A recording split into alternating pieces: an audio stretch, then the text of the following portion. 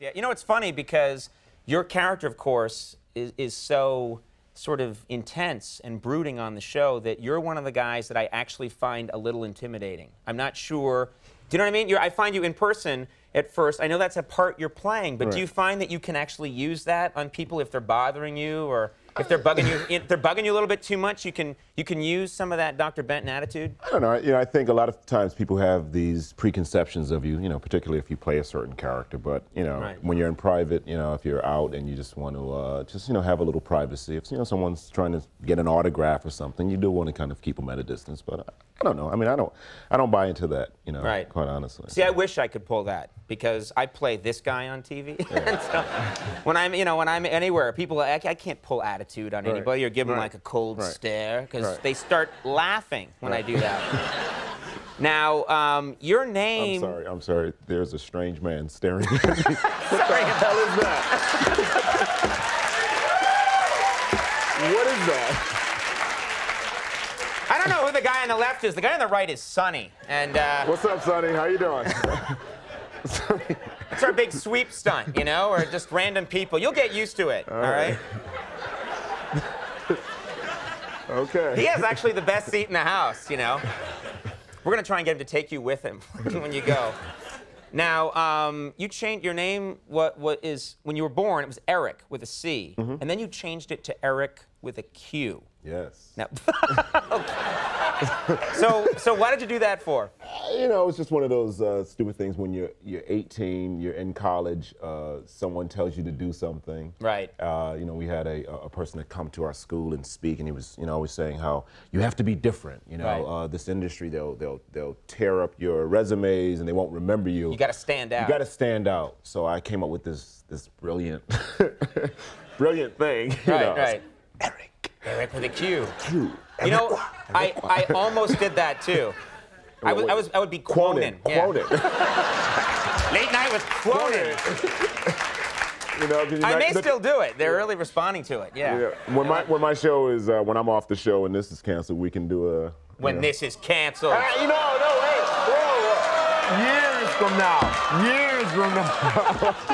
He meant years from now. Years from now. It's been 8 years. We got 8 more to go. Now, Eriq and Conan. Yeah, we could tour the country. Yeah.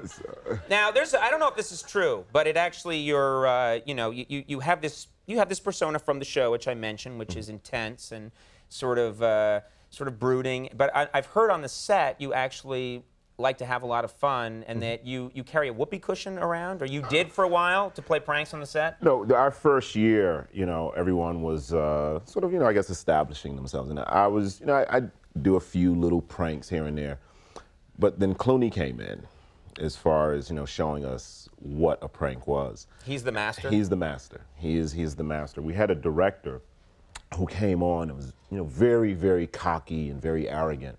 And he was eating a plate of spaghetti, and he told Clooney, he said, it smells funny. Can you smell this for me? And so Clooney smelled it, and he pushed it in his face, which wasn't really imaginative. Not that funny, and also funny and stupid. And stupid and risky. Stupid. Yeah. So all of us are going, what's going to happen? Because, George had a reputation of really, really, playing pranks. Right. So you thought he's going to get this guy back. He's going to get this guy back. So everyone's wondering and waiting. The whole week, he's just great, no problem. The last day of this director's shoot, he's leaving. We all go outside, and everyone's waving goodbye. As he's driving off, the frame around his license plate said, "Honk if you eat." And George is just waving at him. and he has no idea. The beauty of it, it was his wife's car.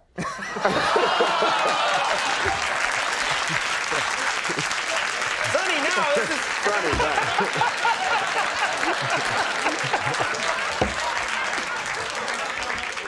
Sonny does not approve. He was like, I thought that this was a G-rated show. What the hell are you doing? Now, you've been doing some directing, right? Yeah.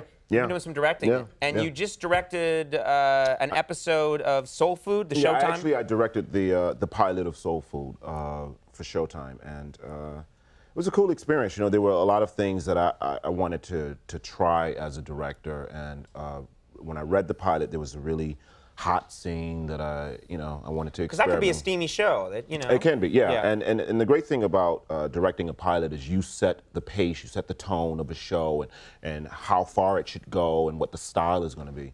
So I saw that as a challenge, and I wanted to. It was very important to me because I think that there's a lack of and a dearth of positive black sexuality on television. So it was an opportunity to to do something. So I leaped at it, and I had a great time with it. I mean, it was working with the people. It was pretty cool. But see, I don't know if I could direct a love scene. You know what I mean? I don't think I could be on the set. I can't be around nudity.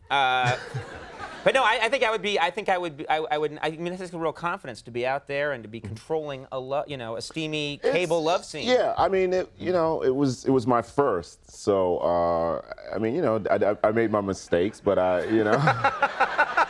What kind of mistakes are we talking about here?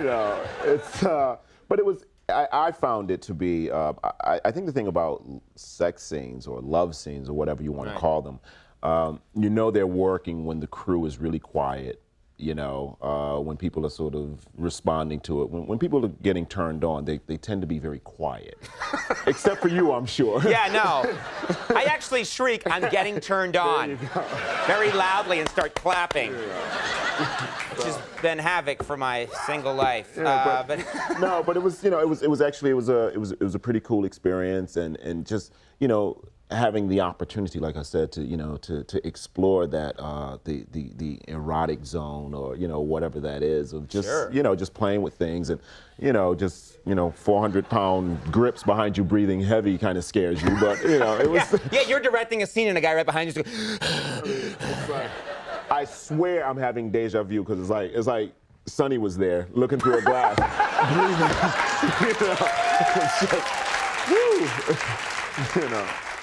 Hey, Sonny. Sonny is loving the steamy parts of this. He's fogging up the glass. I don't know if I would have Sonny standing behind me if I was this other guy.